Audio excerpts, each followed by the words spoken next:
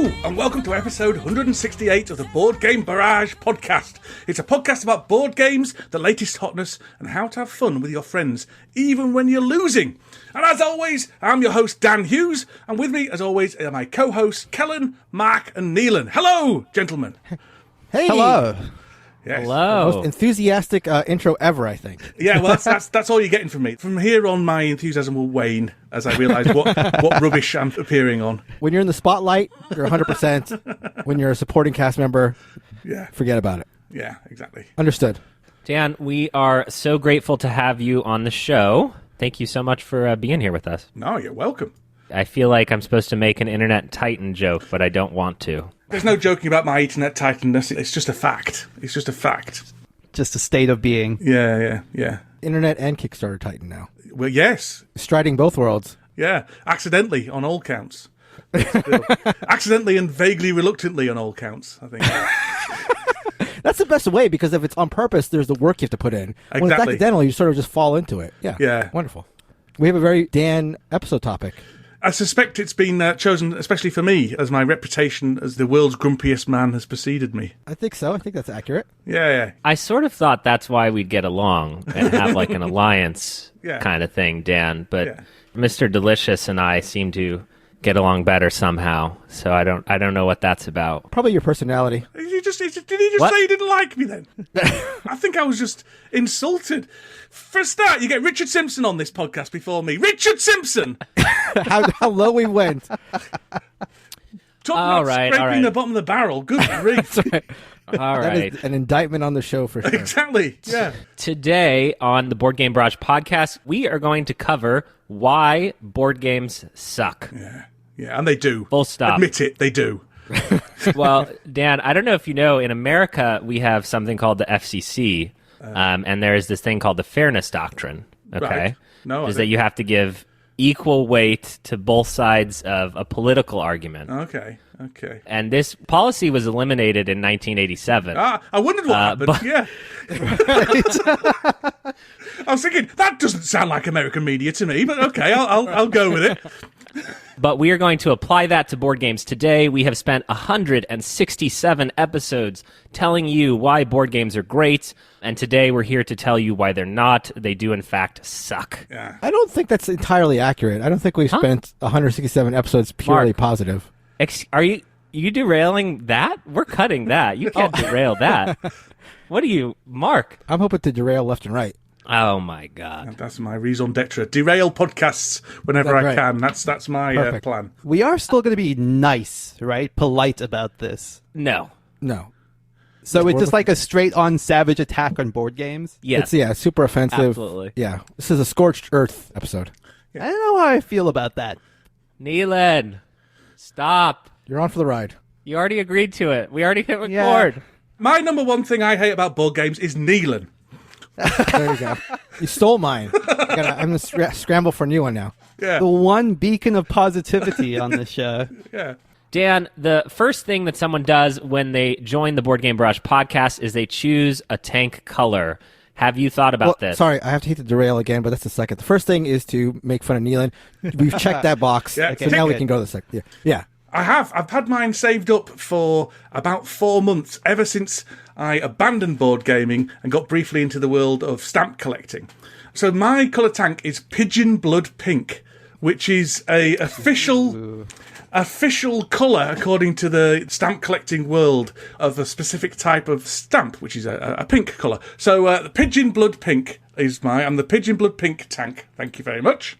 Wow. Perfect. So I wonder, was there ever coloring with the pigeon blood, or is it pigeon blood is pinker than blood? I don't know. You just saw blood and jumped on it. I get it. It was the pigeon thing that attracted me in the first place. Okay, it wasn't the blood thing. No, it was the pigeon thing. But the blood thing was just like an added bonus. Yeah. Yes, understood. Yeah. I love the idea that they were just harvesting pigeons to make these stamps. No, I think that's not correct. But the thing is, though, hopefully no one else will know. Let's just say, yes, that's what they used to do. They used to kill pigeons and make stamps out of them. They used to have a special coop in the Royal Mail headquarters in London. All right, but before we do that, we're going to talk about the games we have played. Mark is going to talk about Blackout Hong Kong. Neelan about Deckscape, an escape room game. I'm going to cover briefly The Only True and Living Doctor's Royal Visit. And Dan will be talking to us about Marvel Champions. Of course, you would bring a Marvel game to this podcast, as you know how much I love Marvel, I assume. Well, I don't, because I don't listen to this podcast. But yeah, let's say I do. Okay. Why don't we start with Mark talking to us about Blackout Hong Kong? Sure. Blackout Hong Kong is a game I've had my eye on for a while. It was a game I was really excited about when it first came out because it's an Alexander Pfister game, and I'm a big fan of Great Western Trail and Isle of Skye, Oh My Goods, and I really, really enjoyed Maracaibo, which came out after this game. This was a couple years ago, Blackout Hong Kong. But it seemed that Blackout Hong Kong sort of came with a lot of excitement and then went. It seemed not to have that much steam, and it was sort of like out of the board gaming consciousness before you knew it. So that's why I sort of held off. I assumed it was because it was maybe a substandard game. Blackout Hong Kong is a game of... There's a lot of aspects to it. There's an area control. There's a lot of things to it. But the number one thing is the hand management system. Every round in Blackout Hong Kong, you're going to have a hand of cards. You're going to put down a card into 3 or 4 slots on your personal player board, and then you're going to take it in turns to flip those cards over that you've put down and take the actions on the cards. And then once you have 4 cards or less, or 6 cards or less, depending on what you've unlocked during the game, you have the option to take back cards that you've previously played, and that's how you replenish your hand. So you play out 3 cards in 3 separate stacks, and then once you have fewer cards than the threshold, you take back cards from the biggest stack, and that's how you get your cards back, and you play that way. Every time you do this replenishment action, you also have an opportunity to fire off a bunch of bonuses that you've acquired during the game. So there is a reward to doing the replenish sort of action that's sort of interesting. Other than that, it's a pretty straightforward game. You're acquiring resources. You're trying to fulfill these contracts that are on these cards. For most of the cards, when you fulfill the contract, the card now becomes a card that you can play. It goes into your hand, and now you can play it. So that's a way to expand your hand and your options. Some of the contracts become these bonuses that fire off whenever you refresh your hand. So there's a lot of stuff going on. It's actually, for all the mechanisms, for all the things going on, there's even an area control aspect to it. But for all of that, it's actually pretty straightforward. There's not a lot of rules exceptions or overall rules in general. And I was really pleasantly surprised by Blackout Hong Kong. I enjoyed it quite a bit. The way you have to think about the hand management is interesting. It's an interesting take on it because you want to put cards that you want to come back into your hand on the biggest stack because the biggest stack is the one that comes back to your hand quickest. But there's some reason why you might not want to do that because you also can get bonuses for having certain colors in certain stacks. So there's a lot to think about, but you're not sort of like buried by the rules. So I really enjoyed Blackout Hong Kong. Have any of you guys played Blackout Hong Kong? I haven't, no. I do like the way it looks, and actually one of the things that was interesting to me about it was I remember thinking that Maracaibo was the first time that Pfister had done this campaign structure where I guess there was like some follow-on, but I guess Blackout Hong Kong is actually the originator of that for him. Yeah, I don't know anything about how good the campaign is, Yeah. but it just feels to me probably tacked on. I mean, I guess if you're playing solo or something, then maybe you'd want that, but it's not anything that even registers to me. I get that, because honestly, that's how I've felt about all of them so far. Yeah. Like, Cloud Age was like, this was not needed at all, but I'm pleased to hear that the base game is something you enjoyed. Yeah. I've played it. I thought it was really, really good. It's a real brain burn. It really made me plan ahead and things like that. I came very, very last in it, I seem to remember. But I was the only person who hadn't played it before. I think the reason it didn't do it very well was, although I like the way that it looks as well, was that in fact it's just a black board. Yeah. And I think it just didn't appeal to people visually. I can see that. It looks like when you accidentally print something and then you're really upset that you've wasted all of your printer ink. I do think like the points of color on it though make it look pretty striking. Personally, I don't know. It's very functional and it works well for the theme. It's just it was perhaps a misplaced theme. Yeah, I think. Sure. I can see that. Yeah. Agreed. They must have overprinted the ever-living out of this game, because when I see these sales for like big box games and you're getting Blackout Hong Kong for $20, Yeah. I'm like, wow, these are sitting in a warehouse somewhere. How interactive is it, Mark? Do you think?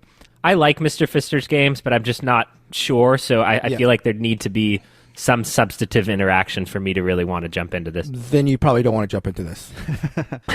The interaction is only from, there is a part of every round of the game where you are buying these objective cards that you're trying to fulfill, these contracts basically that you're trying to fulfill. That's really the only interaction. There's also a area majority, and There is a bonus for being the first person to encircle a spot on the board, but even then, everybody's scoring. So there's a little bit of a race to encircle things, but even if you don't fully encircle first, you'll still get a bunch of points. So the interaction is fairly low. It is. I remember being angry at the other players, though, so there must have been some interaction. Yeah, the part of the game where you get the most angriest at other players, I think, is this whole encircling thing. Because if you encircle any region on the board, you get to put one of your houses down, and that's a new bonus that you get every time you refresh your hand. So that's the thing that you want to sort of jump on. And that was Blackout Hong Kong by Alexander Pfister. Mark, why don't you at least try to keep up with the show Bible? We call him Mr. Pfister. I don't go for all that stuff. You don't believe in that. I've never once said the slogan. Dan has said the slogan of the show. I have yet to say the slogan. So they've indoctrinated you, Dan, and I've yet to fall for it. Well, I don't mind being indoctrinated. I will jump in. I had a chance to play Royal Visit with Christina, which is a new re-release of a Reiner Knizia, The Only True and Living Doctor, his game Times Square. It is a 2-player hand management game where you're trying to get one piece to one end of the board. So if you imagine the board is just a long lengthwise, it comes towards you and it goes away from you and that's it. It's a tug of war where basically you're trying to move the king into your court and then you immediately win the game. But what's interesting is that the king piece has to stay between two other pieces, the guards. And so in order to move the king, you must move the guards first. And then if you move sort of the back guard closer towards you, you're reducing the spaces that they can move the king the other way. And the way that you move these pieces is with pretty straightforward hand play, where it's like, okay, I have 3 guard cards, so I'm going to move this guard that space, this guard that. You can play as many cards as you want of one type, and then screw around with them on the board. There is a wizard piece and a joker piece that have special powers that sort of allow you to screw around. This is a new re-release from Yellow, and the production is amazing. Really, really amazing.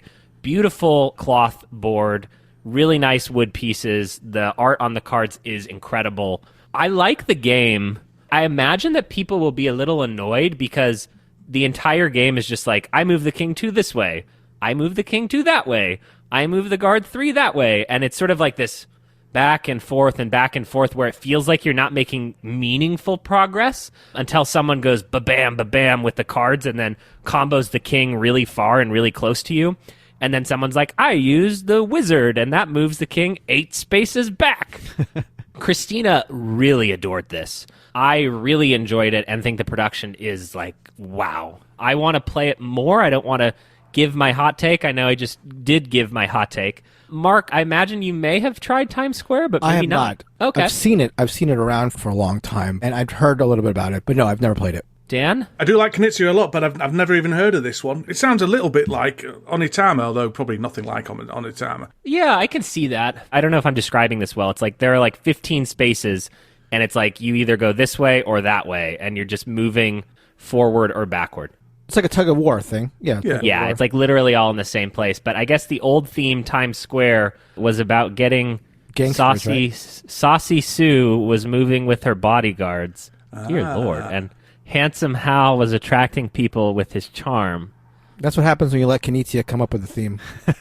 Well, they have really upgraded the theme here. I just bought this on Amazon on a lark for $20 and am very pleased with it. I'm a little bit like, maybe I'd rather just play Throne and Grail, but that's an obscure Japanese card game that you can't buy.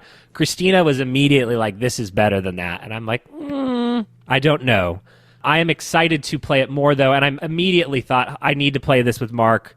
I need to play this with Neelan. I didn't immediately think I need to play this with Dan. So sorry about that. That'd be quite expensive, to be fair, for one of us. I do like the idea now that this is the second recent Knizia 2-player game that you've spoken about, Kellen, where like Lord of the Rings Confrontation being a much more expensive thing to try to get hold of these days.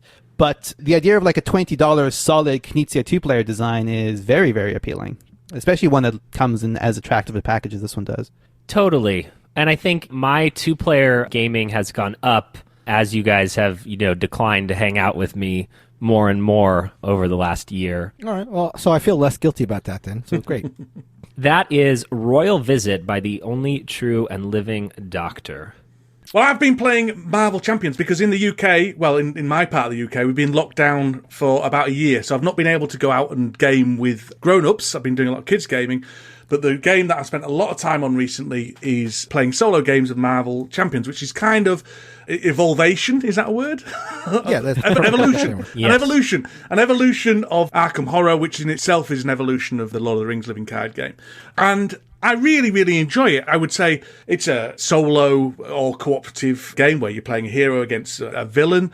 And the thing I really like about it is there's no deck building. There can be deck building if you want to do deck building, but each pack of a hero pack is its own deck. You don't need to move anything around. You don't need to shuffle it or anything, so you can just play it. And I hate deck building with a passion because whenever I get a deck and try and build it, I make it infinitely worse, which is my problem with Arkham Horror. Arkham Horror is much better for a storyline. It's got wonderful ways of kind of weaving plot and things like that throughout the game, but you progress in that and you have to change the deck. And every time I change a deck, I end up making it absolutely shocking. By the end of a campaign, I've got this completely useless character who basically got all the really powerful cards because that's how shallow I am, but can't actually pay to play any of them.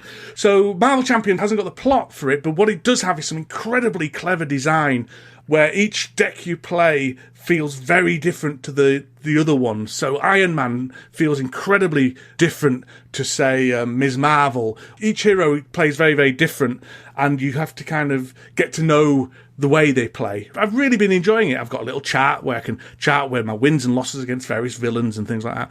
So Marvel Champions, I really like it. And it's very expensive if you look at it as a whole, but because they kind of get you kind of with £15 packs here and there, it doesn't feel like you're being ripped off, which I am.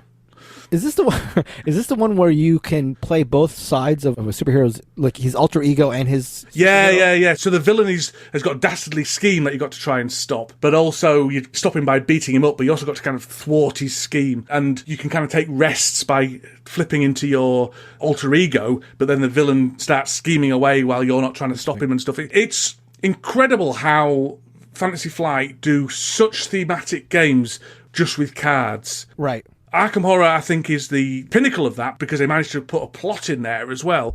But this still plays like, in contrast to like Marvel Legendary, where it's just a deck builder with superhero pictures on the front. This feels like well, it doesn't feel like it at all, let's face it. It feels like you're playing a card game, but you can see where the links are thematically, is what I'm saying. You've liked this a lot at solo, because I feel like the thing that's put me off Arkham Horror for the longest time was feeling like it was shining best as a two-player game, but you feel like this is really, really solid as a solo? Yeah. The problem with Arkham Horror is you need to play it two-handed to be able to have even a cat's chance in hell.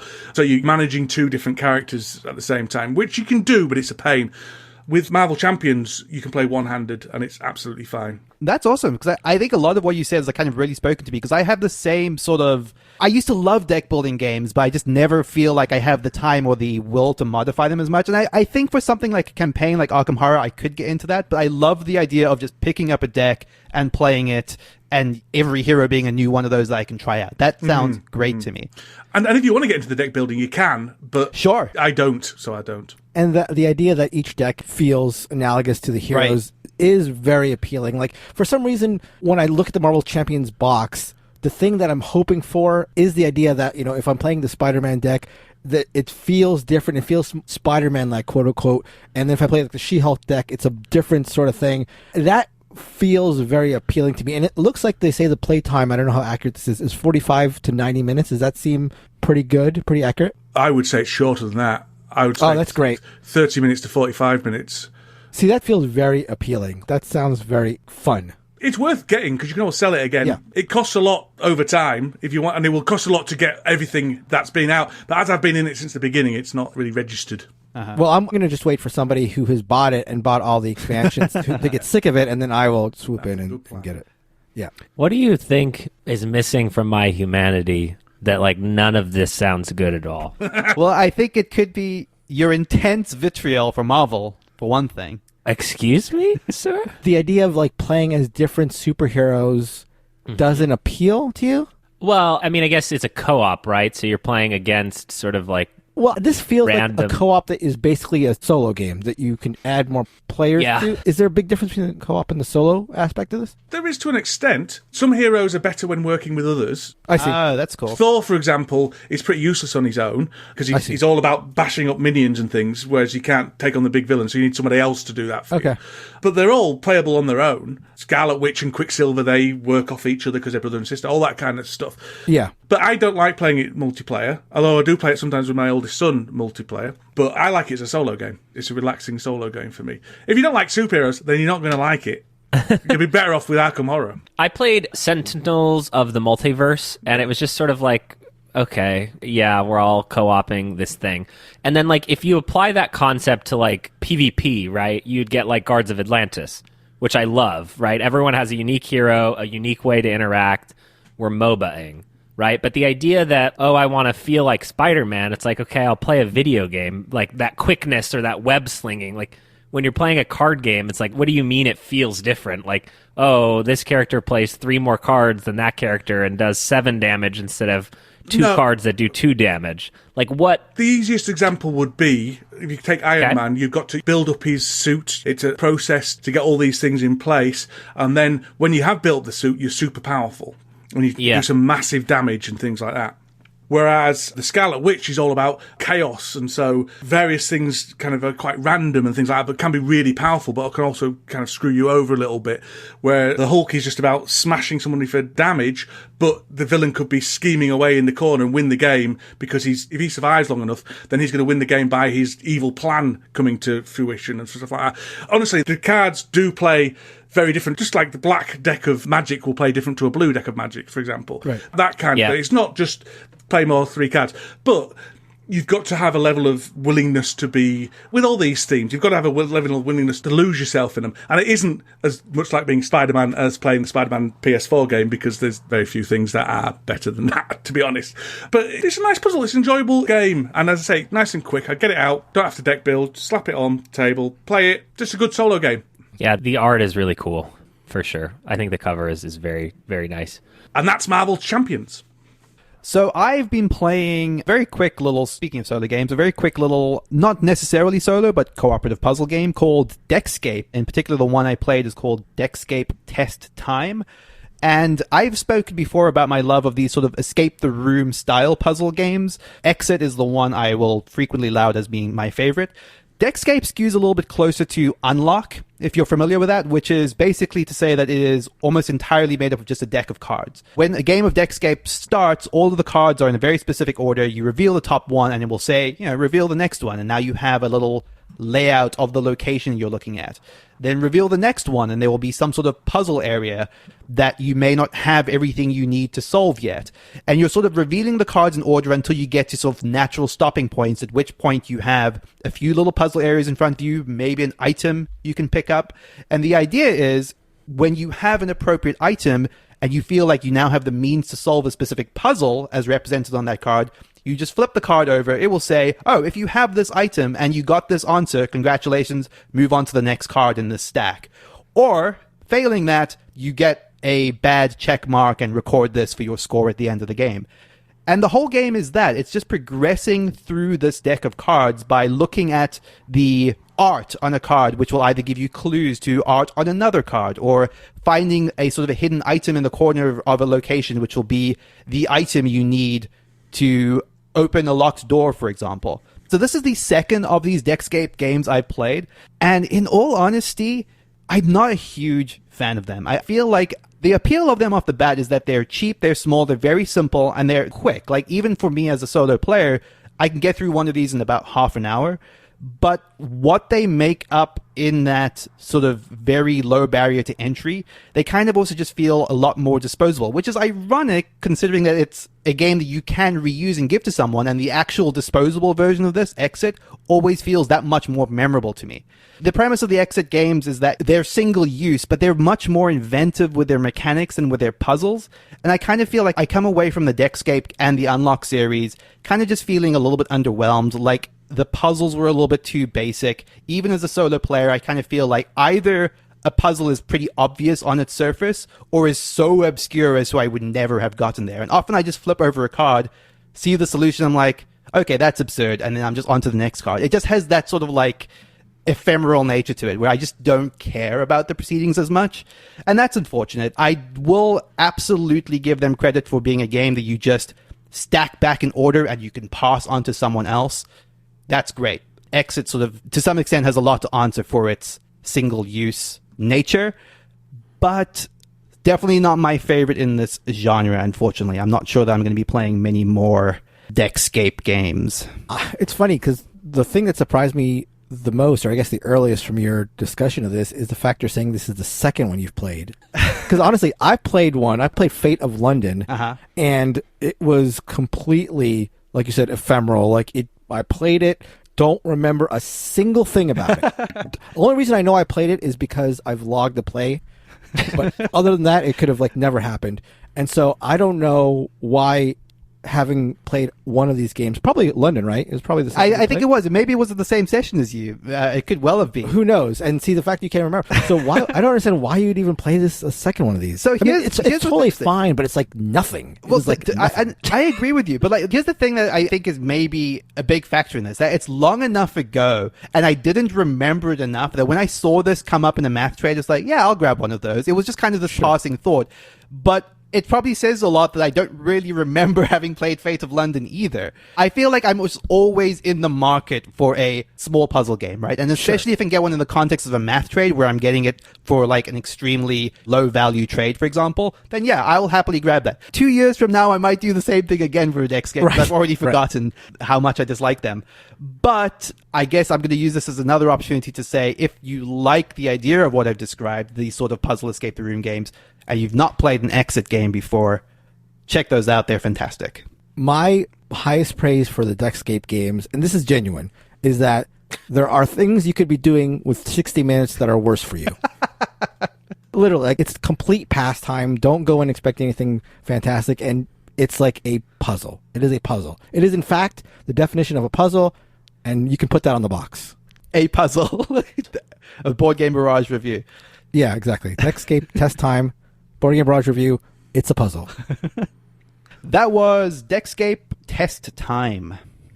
What a terrible subtitle, too. Test time. The way I pronounce that makes it sound weirder than it's test time, as in it's time for a test, presumably? Oh, is that what it is? Maybe. It's literally like what a teacher would say to a student. It's test time. Say, test time. I think so. Maybe. God, that's boring, too. The whole thing is boring. And now for our feature topic. And that topic is why board games suck. I'm hoping for an alliance here with Mr. Dan Hughes for all the reasons that we hate board gaming. This could be big, this could be small, but we're here to talk about it. 167 episodes of positivity, followed by one to align with the FCC's fairness doctrine, to provide airtime to discuss controversial matters of public interest and air contrasting views regarding those matters. And in this case, those matters are board games. Who wants to kick us off and tell us a reason that board games suck? I can start. Do it. When it comes to board games, as I've said on the show, I'm fine playing long games. Totally fine with long games. I'm fine with games that have a lot of rules, too. That's fine, especially when it comes to long games. I guess exclusively when it comes to long games. Like, if it's a short game, I don't want to deal with a lot of rules. But I'm happy to go for a lot of rules when it comes to longer games. What I don't like, what is really annoying for me, especially now that I guess I hold my time to a greater regard than maybe I did in the past, is games that have long rule books with a lot of exceptions. I can deal with a lot of rules, that's fine, but don't make me remember, in addition to all these rules, a lot of exceptions, but in this case, that doesn't apply. Or, this troop will work against all these guys, but it doesn't work against this person. The game that recently I stumbled upon this issue with, to the extent where I didn't even play it, was Gandhi. Gandhi is a coin game that just came out, and I like coin games. I love historically themed games. This game is chock full of historical themes and a part of history that I'm not super familiar with. And so I was excited to try it out, and it's a soloable game. I've warming up a little bit to playing solo games, and especially this is a game where I'm happy to play solo because of the length of time, and I don't expect a ton of people to be interested in a long solo game about Gandhi. But in reading the rule book, it was just full of exceptions and certain areas of the map where things can't happen and certain troops that react differently in one situation or another, and it just sort of put me off to the point where I decided I'm not going to deal with it. I'm not going to deal with having to remember all these exceptions. With a lot of coin games, there are flow charts, and that's fine, but this just had exceptions to the charts, and I just couldn't do it. It made me think of another game in the past that has the same sort of issue for me, not to the same extent, but Robinson Crusoe is a game with a lot of exceptions, and it's one of the reasons why, it's one of a number of reasons, to be frank, that I'm not a big fan of Robinson Crusoe.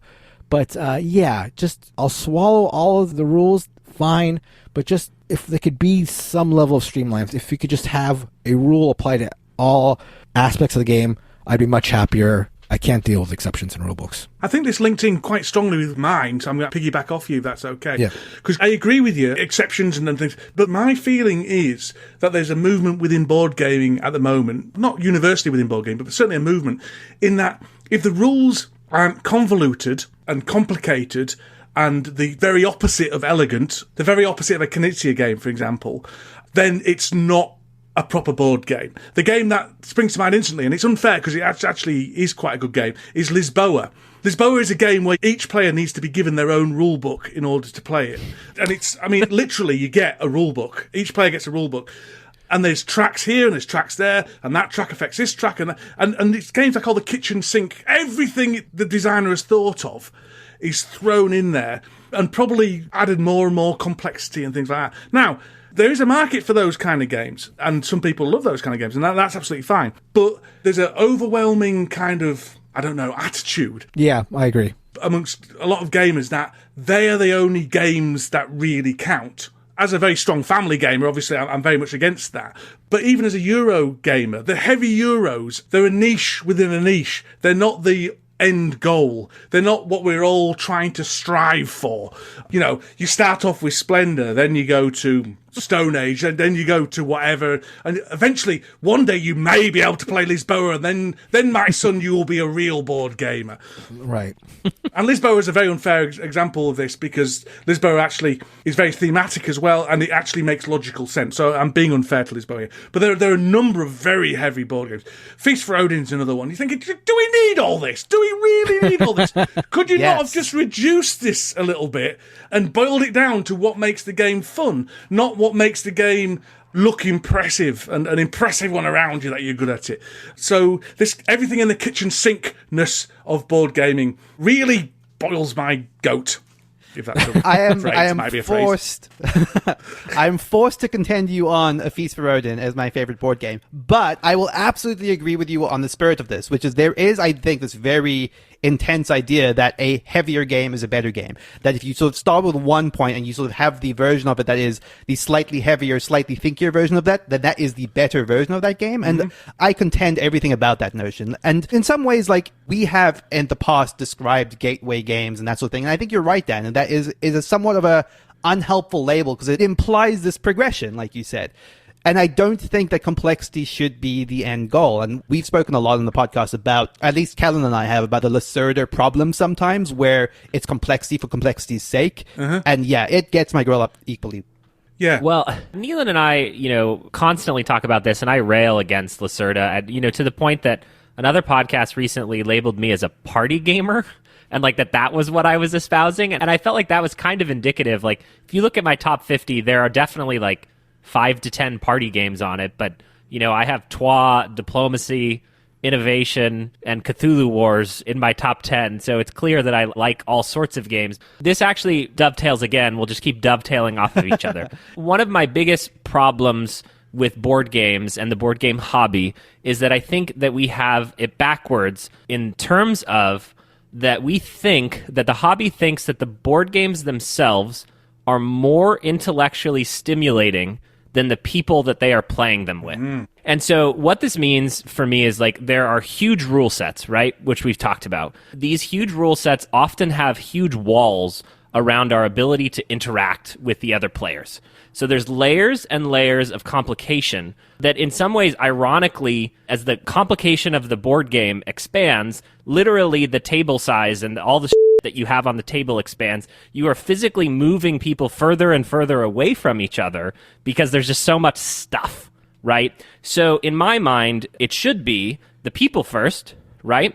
Then the play, the interaction that the game allows between those players. And then the third thing is the intellectual puzzle that the game itself offers. And I would say that the hobby itself actually literally flip-flops it and says, no, the people aren't what's important here. The intellectual puzzle is the most important. Then the way you interact, and then we'll get to the people at some point, which to me feels like a bastardization of the entire premise of board gaming. I think you're right. I think it's interesting. I think the problem there is there's two different types of gamers. If you look at a solo gamer who prefers solo games is there purely for the intellectual puzzle. And as Ben Maddox describes it, the other people are just sacks of meat sitting around the table there in order to kind of provide free AI in order to play against. And, that's fine if that's how you want to play. Sure. And I've often said that board games are a wonderful catalyst for people who find social interaction quite difficult because there is something to focus on instead of awkward silence. So the games that you and I, the lighter games or the more interactive games or whatever, Kellen, that I prefer, because I want to spend time with people I like in a board game. And if I'm not hooting and hollering and swearing and calling people all names of the sun and getting angry and mock outrage, I'm not having a good time. Whereas other people find that me being on the table opposite them very obnoxious.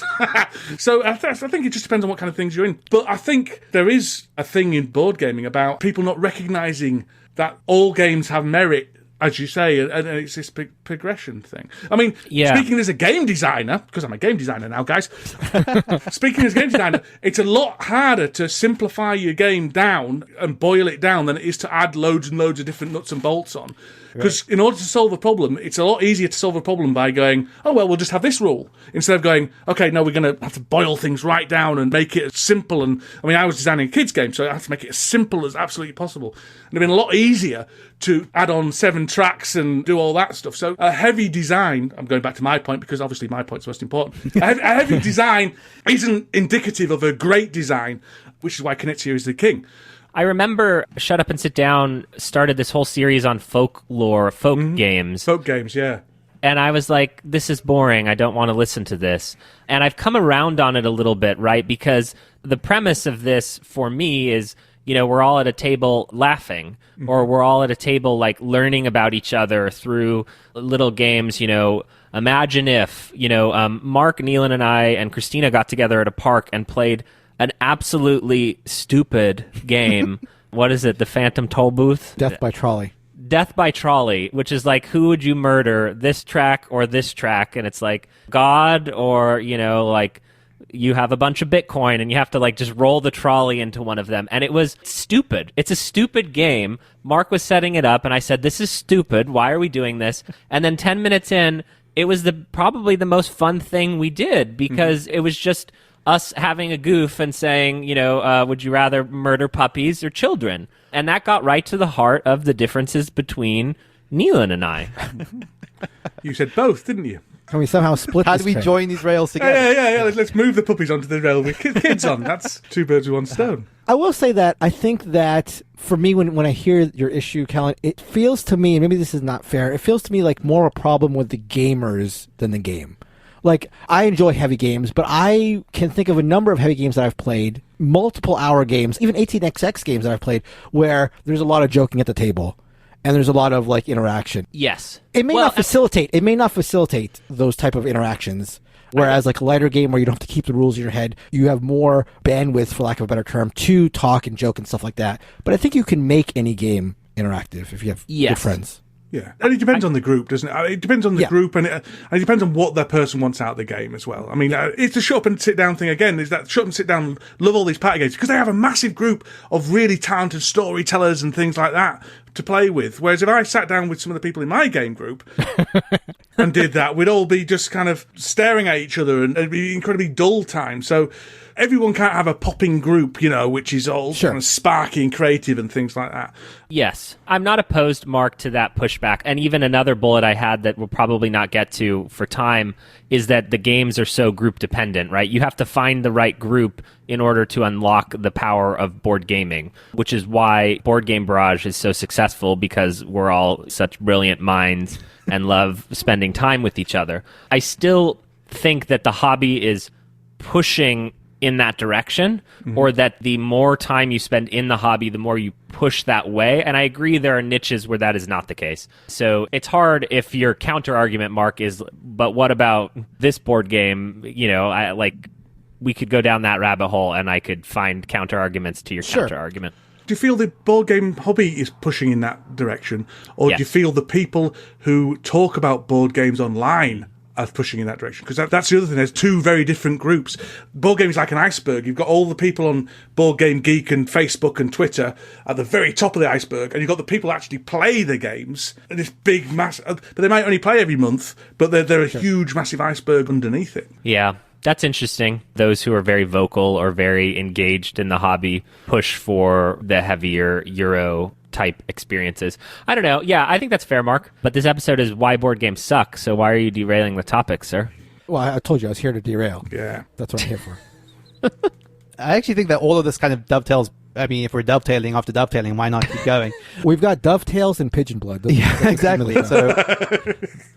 So this segues pretty nicely into sort of one of my broader, and it's a pretty broad point, so I'm going to sort of try not to get too scattered with it, but I do think that board games as a whole don't respect user experience a lot. And I think it's kind of something you were saying, Dan, struck me in terms of the design of CoraQuest, where there is this temptation, and I think a lot of board games do, of okay, we're going to layer on rules, we're going to layer on complexity, but you are ultimately making that game harder to internalize. You're making it less accessible.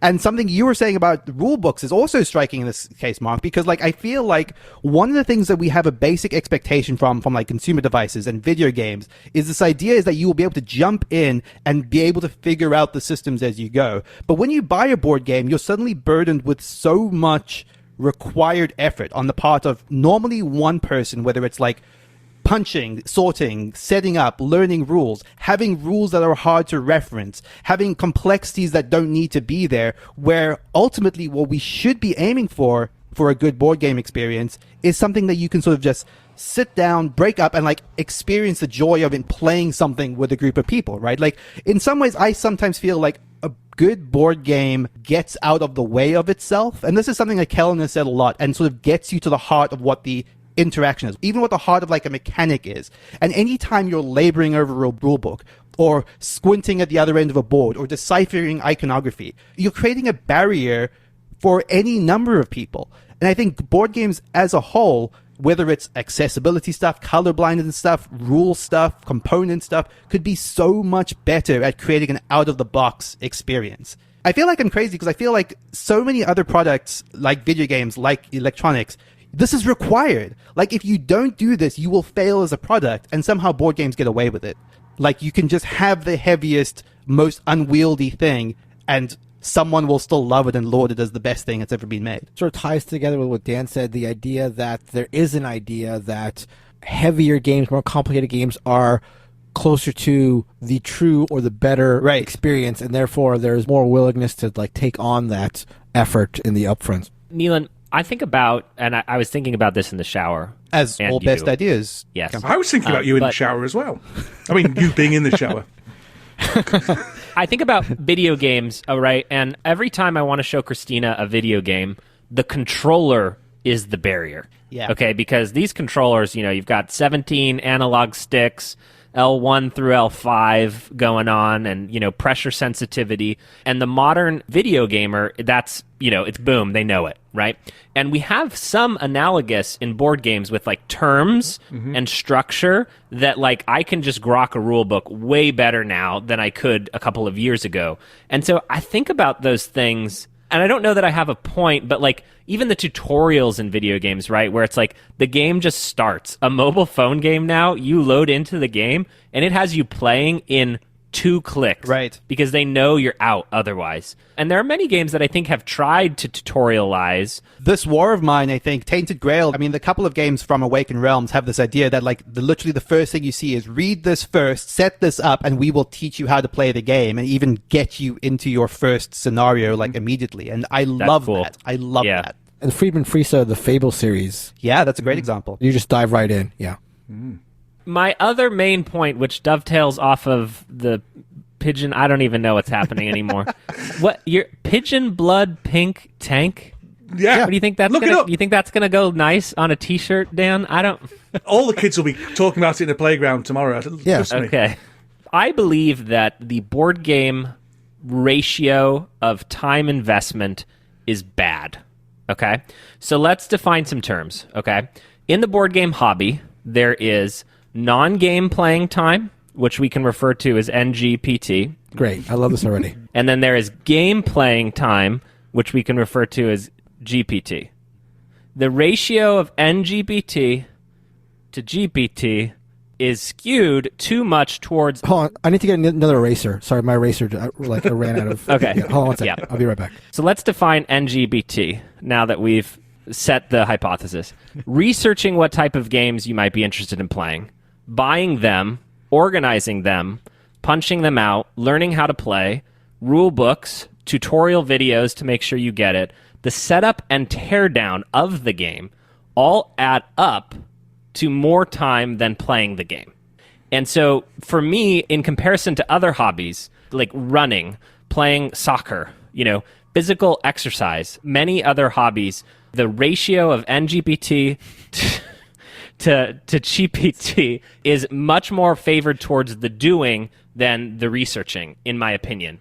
How do you respond, good sirs? I think the researching and the buying of games is a completely separate hobby to the actual playing of games. Roughly 2 years ago, I stopped buying board games, so I stopped listening to a lot of podcasts, I stopped watching a lot of YouTube things. I still was playing other people's board games, and I was very popular for doing it, because they've all bought these board games and they need someone to play it with. So I was a courted leech who could come round to people's houses and play their games that they're desperate to get off their shelves and stuff like that. So I think it's a separate hobby. The thing with soccer, people who play soccer, they spend a lot of time doing it. A lot of people watch soccer and research soccer and think about soccer and have podcasts about soccer without ever going to a soccer field. So I think you're right. I think if you want to play games and if that's your passion, then there is a very much disparity between how much time you spend on the internet making podcasts about board games to how much time you actually spend playing board games. And that's certainly where I am, even though I don't buy them anymore. So yeah, I think the two separate hobbies don't necessarily even cross over. I know lots of people who buy a lot of board games but never play any. I think it's all part of the joy people who are deep into the hobby get. I think any hobby, whatever the hobby is, whatever the actual thing that you do, like in this case board games, actually playing the games, that's just one aspect of it. I think there is something inherently enjoyable to somebody who is so deep into a hobby, researching it and, then finding the perfect shelving to put things in and reading the rule books and setting up, obviously Mark. All these things can be a pain, Mark. but please. you just have no passion, Kevin. Okay. You're passionless. Let's stop for a moment and just Okay. make sure we're on the same wavelength. Yes. Your supposition here, I don't even know what a supposition is that NGPT is as good as GPT. I think that when you're deep into a hobby, you will... Sir, it's natural can you to answer derive the enjoyment question? from all these ancillary things. No, you're right, Kelland. It's ultimately unsatisfying, is the GPDP, or whatever you were talking about. The researching and the talking and the thing is nowhere near as satisfying as the playing. You're completely right. And one of the problems with setting your identity as your hobby is that you get so much into the PSD or whatever it was, and then not into the DIY. That it becomes... yeah. See, I disagree. I think making this argument is going against human nature. I think you guys are right that, yes, ideally you wouldn't care about this stuff and you would just care about playing the games. But I think that you're just asking people to not be people in that case. I think would like this it is if people how were people people. are. Yes. That's true. That's a very good point. But I just think that is just kit and caboodle with what human nature is. It's human nature to collect. It's human nature to classify. It's human nature to do all these things. And to say that, yes, ideally you wouldn't do that is fine. Let's talk about utopia. Let's talk about some theoretical thing that doesn't matter. I think in practice, people enjoy this kind of stuff. It's completely fair to say there are people, like a lot of people go overboard. Sure, I agree with you 100%. But I think to say this is like, even to say it's bad, you don't have to go so far as to say it's wrong. Even to say it's bad, I think it's just not fair to like the human condition. I just think people, this is what people are. Honestly, I just think it's like hard. So, okay, we've got a lot here. Collections, I would love to break down. And even though I have, Pokemon cards encased in acrylic right here next to me. But what about just the smaller thing, which is that you spend more time learning the rules and set up and tear down than you do playing? Can you agree? And maybe that's not actually true, right? I was kind of having this thought that, those weird people who just play Go or just play chess or just play Android Netrunner, they may actually be onto something in the sense that they get to spend more time in game playing time. I won't use my bad acronyms again, than not. And that was kind of a mini revelation in my mind to some degree. But do you think the people who play Go and chess to such an extent are just playing the game and like basically not doing anything else? People who are playing it to that extent are reading about openings and are like generally going to be like into the history of the games that are devoting like so much. But they don't need to learn new sets of rules, and they don't need to get 7,000 minis out for Mythic Battles Pantheon, which is the thing that springs to my mind. I genuinely spend more time getting out and putting away Mythic Battles Pantheon than I do playing it. And I love that game, but the reason I don't play it very often is because it takes so long to get out and put back. Sure. And one of the reasons I got rid of most of my board games, I've only got like 20 board games in my collection now. And one of the reasons... Really? Yeah. And one of the reasons was that, well, A, I want to leech off my friends, and I want them to teach me the rules, because I'm fed up of looking at my board game. What shall I play today? No, I won't play that because I have to read the rules again. No, I won't play that. I have to read the rules. So my collection was only, in reality, 20 games big anyway, because they're the only ones I can keep in my head. So I just got rid of any games I don't play because I don't know the rules for. I think, well, I'm never going to want to learn the rules for those, so someone else can teach me them if I want to play them. And so boiled it down to 20 games. 20-ish games. I agree with you, Colin. I think that is a problem. I don't think it's a solvable problem, but it's certainly an irritant within the hobby as it stands. I don't know. Kellen and Neelan have spoke about this before, where they feel this like mental weight of owning games because they have to remember the rules, and because for me, I don't feel that. I enjoy refreshing the rules. I enjoy teaching rules. I don't have a problem with that. And I think there's an argument to be made that your way of seeing things is probably the healthier way. But again, it feels like almost like a utopian, like idealistic thing that is. To be fair, Mark, yeah, you're one of the oddest people we've ever met. Fair. True. Dan, if you ever are in America and you invite Mark somewhere, he'll show up on time, and then within 15 minutes he'll say, I have to go outside, and then he'll go outside, and then he'll never come back. And you'll never see him again for like 2 weeks, and you'll be like, what happened to Mark? And no one will know what happened to Mark, and we still don't know what happened to Mark. We've never been in his house before. Does he have a house? This is a green screen. Yeah. He's like the Captain Oates of board gaming, going outside. You probably won't get that, not being English. I tell you what, people's going against human nature, that dovetails nicely into mine. If I can go again, can I have another go? Yeah. Because this is a complaint about people now, not board games. And it's board gamers airing their dysfunctional relationships on social media. And it winds me up no end. And there's two forms this take. The first one is, how can I force my partner into playing games with me? They don't like it, but I still want to force them to do it, please. What should I do? I was like, well, maybe leave them alone. I don't know. Maybe not force them to do something they don't want to do. The subset of that is, my granddad's just died. What game can I take to my grandma to make her feel better? It's like, I've genuinely seen that on Facebook. Wow. I'm just like, what are you doing? Be a human being towards her, not somebody who's desperate to evangelize the hobby. Must grow the hobby. It really frustrates me. The worst one, and this is one that is repeatedly, boringly, so only Facebook really it's ever brought up on, is jokes about hiding their board game purchases from their partner. Now, this winds me up absolutely no end. These people who, all these jokes about sneaking board... A, if it's a problem, stop doing it. It's not something to joke about. It's not healthy. Stop it. B, you should be You should be in a place in your relationship where you're happy to share each other's financial decisions and things like that. If you're going to get told off for spending money and you can afford it, then you're in a dysfunctional relationship. If you're going to be told off because you can't afford it as a household, then you are doing something wrong. There's no outcome to that scenario which puts you in a good light. So stop making that bloody joke. Because it's rubbish, and I hate it, and it's always a bit of misogyny with it as well, which really frustrates me. And I could go on at length about people on Facebook and Twitter and the community, this wonderful inclusive community that's desperate to tear itself apart and scratch each other's eyes out that we have. That I thought I'd better not go down that road. And I'll just say the dysfunctional relationships that people are airing on these groups. It is interesting, Dan. It is interesting because, like, as you were starting to speak, I was starting to think to myself, like, is there any hobby where this is not the case? Like, do camera people say, like, do I have to hide my lenses? And I don't know. But, like, I know for a fact that... They do. I'm sure they do. And knitting people do, because I've seen some of the groups my wife's involved in. They're all about hiding wool from their partners.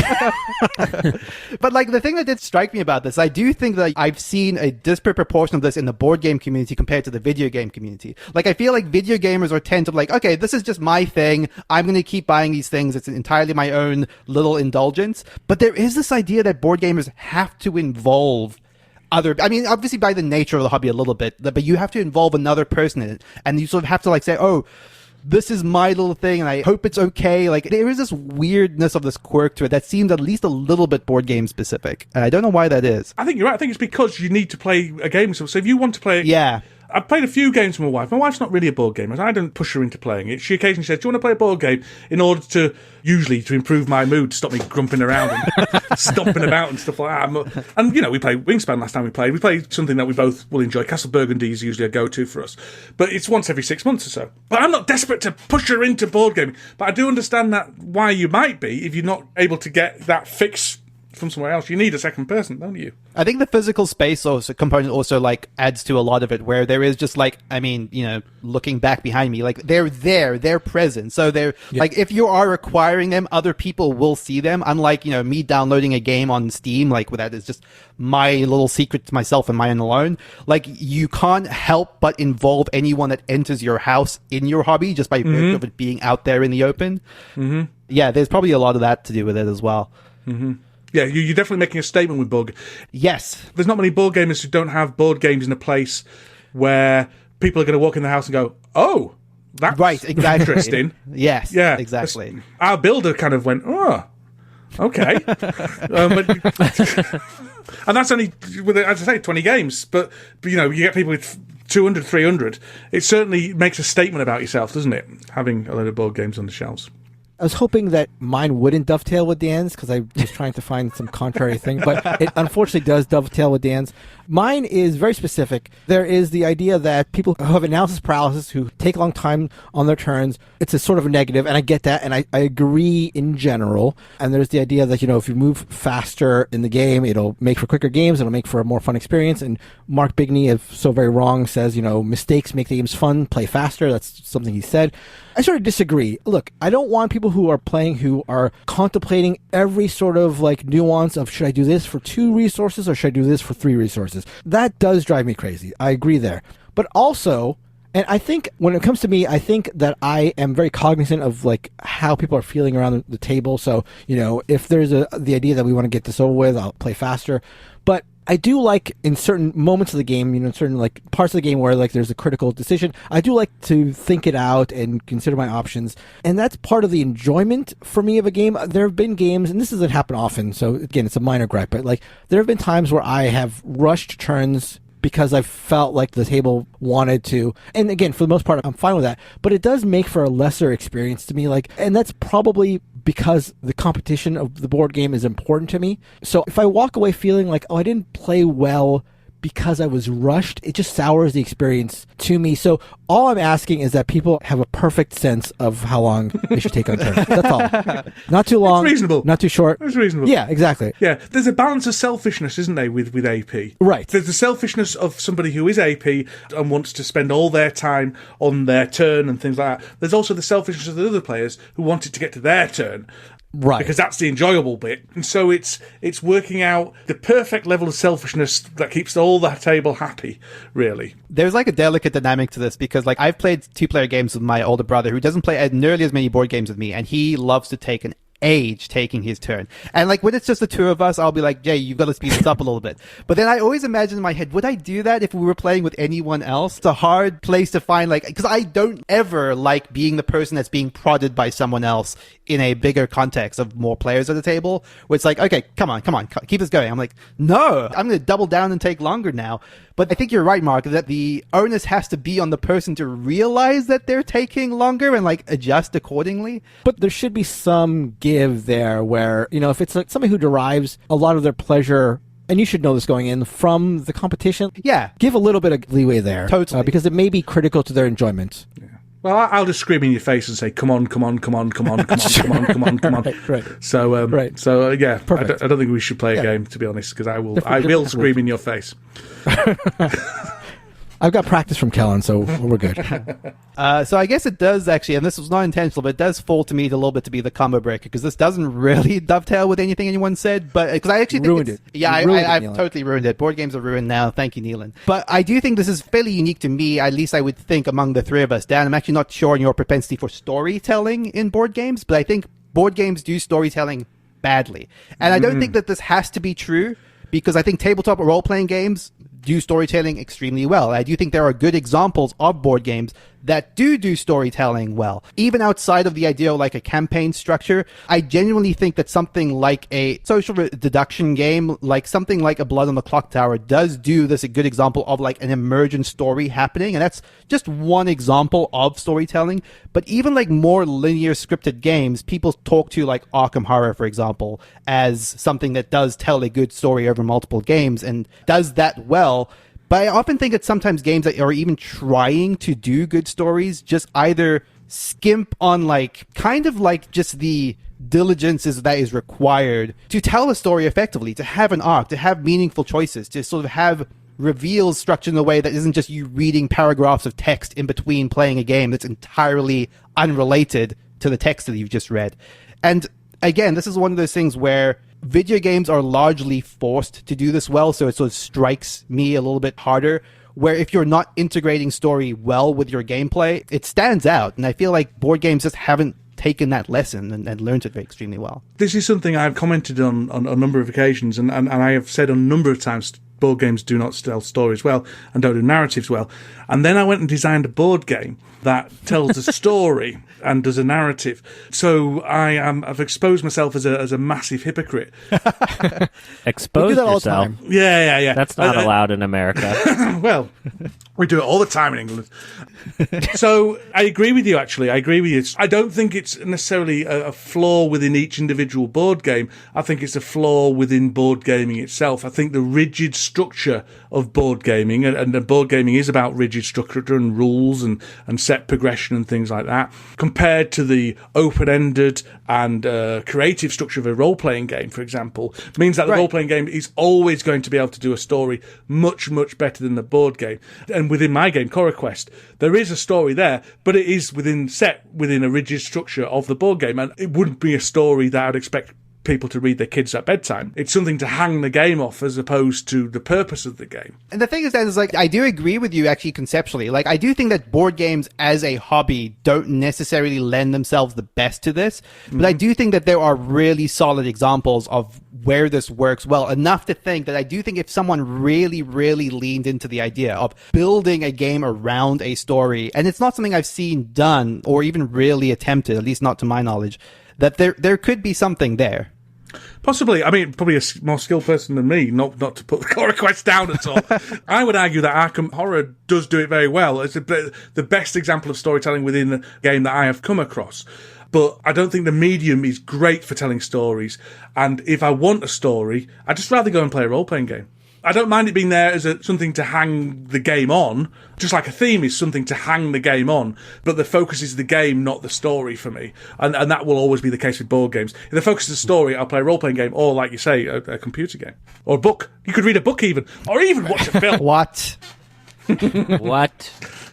We are getting super close to time here, guys. I have like pages and pages of notes. I don't know if you guys only went to 2 points. I'm a little remiss not to just read you the list of all of the that I have. Do it, here. and we'll just disagree with everything. So I'm going to read you the list. Yeah. So everyone gets one word answer to each bullet point, but you have to go fast.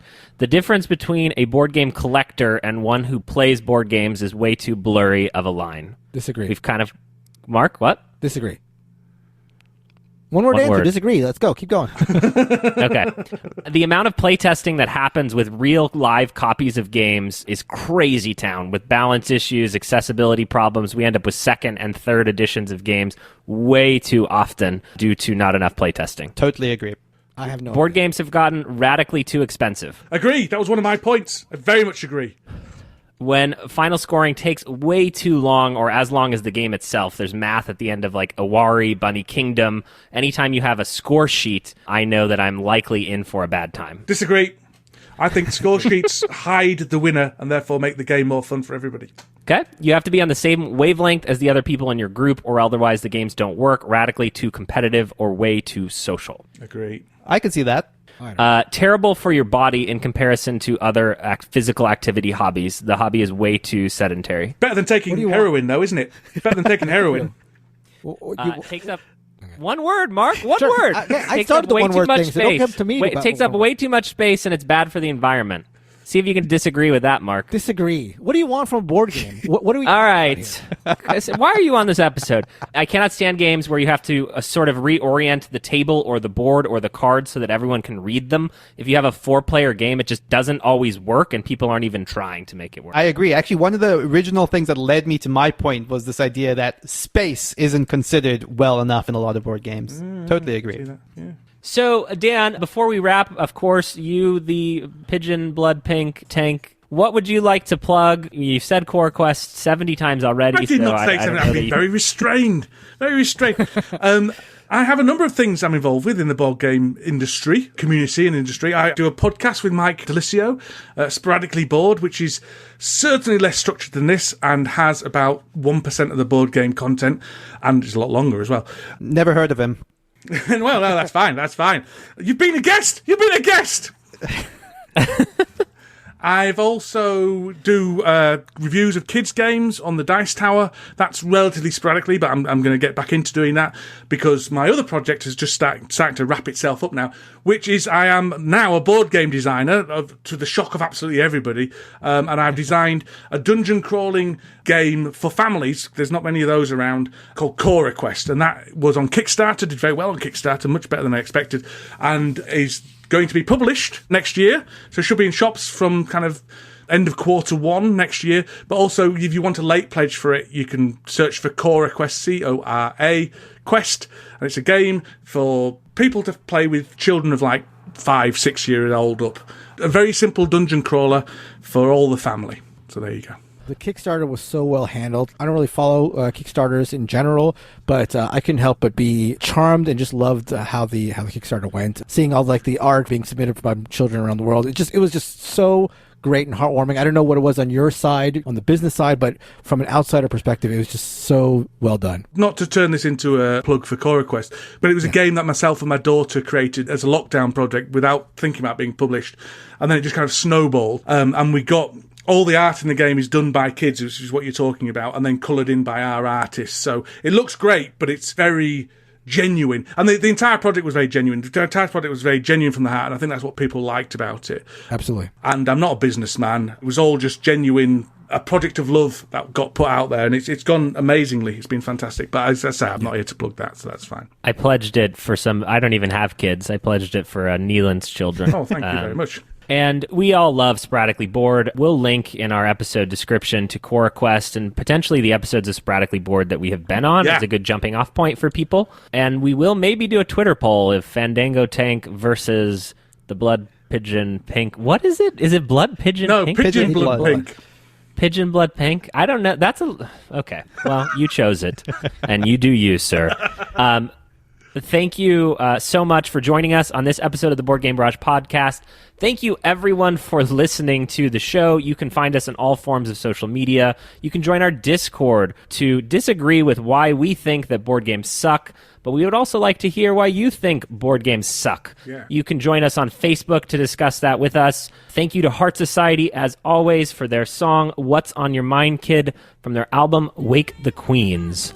So long, friends. Goodbye. Bye-bye.